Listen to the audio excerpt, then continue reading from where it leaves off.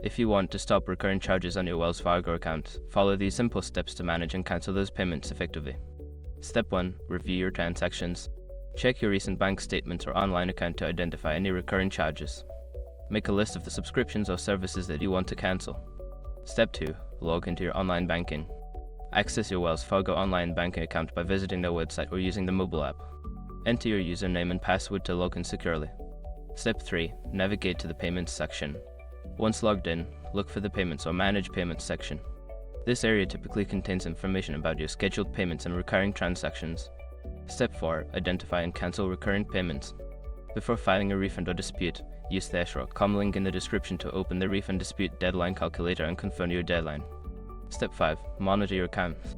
After canceling the recurring charges, keep an eye on your account statements for the next few months to ensure that the charges do not reappear. If they do, contact Wells Fargo customer service for assistance. By following these steps, you can effectively stop unwanted recurring charges on your Wells Fargo account. Always remember to regularly review your transactions to stay on top of your finances.